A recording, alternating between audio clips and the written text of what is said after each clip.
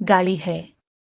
मैंने मुड़कर उसकी तरफ देखा और चंद लम्हे तक उसे हैरत से देखता चला गया। वो दांत निकाल रहा था और बार बार अपनी दाढ़ी खुजा रहा था। पार्क में लोग चहलकदमी कर रहे थे, कुछ लोग हल्की हल्की जॉगिंग भी कर रहे थे। दोपहर मायूस हैकर रुखसत हो रही थी और शाम धीरे धीरे मारगला की पहाड़ियों से नीचे सरक रही थी। गर्म दोपहर के बाद इस्लामाबाद की शाम की अपनी ही खूबसूरती, अपना ही सिक होता है। मेरी बचपन की आदत है, मैं परेशानी या टेंशन में किसी पार्क में चला जाता हूँ, एक दो चक्कर लगाता हूँ और फिर किसी बेंच पर चुपचाप बैठ जाता हूँ। वो बेंच मेरी सारी टेंशन, मेरी सारी परेशानी चूस लेता है और मैं एक बार फिर ताज़े दम हैकर घर वापस आ जाता हूँ। मैं इस दिन भी शदीद टेंशन में था। मैंने पार्क का चक्कर लगाया और सर झुकाकर बेंच पर बैठ गया। थोड़ी देर बाद एक नीम खानदा पश्तून किसी साइड से आया और बेंच पर मेरे साथ बैठ गया। इससे शायद बड़बड़ाने की आदत थी या फिर वो खामोश नहीं बैठ सकता था, चुनाचा उसने मुझे बार बार इंगेज करना शुरू कर दिया। वो कभी आटे की महंगाई का जिक्र करता था, कभी ट्रांसपोर्ट के किरायों का रोना रोता था और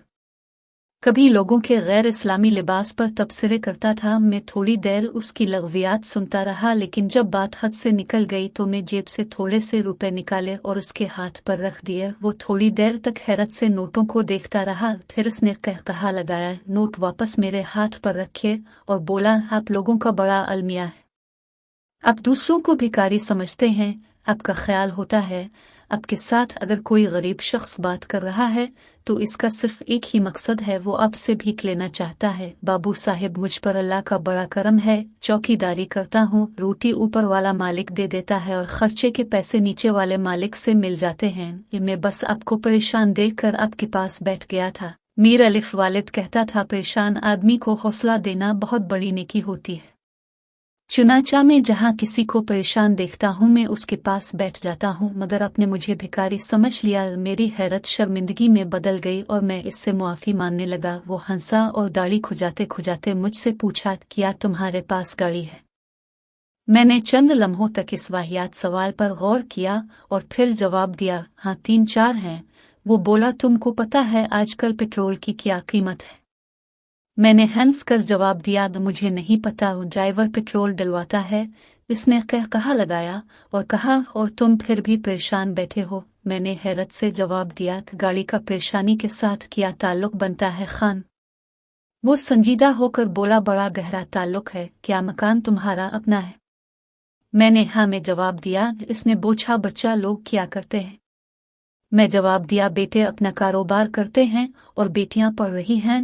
उसने पूछा, और क्या तुम्हारी बेगम साहिबा की सेहत ठीक है? मैंने फौरन जवाब दिया, हाँ अल्हम्दुलिल्लाह, हम दोनों ठीक ठाक हैं, हमें अल्लाह ने मुहलिक बीमारियों से बचा रखा है। वो बोला, और क्या खर्चा पूरा हो जाता है?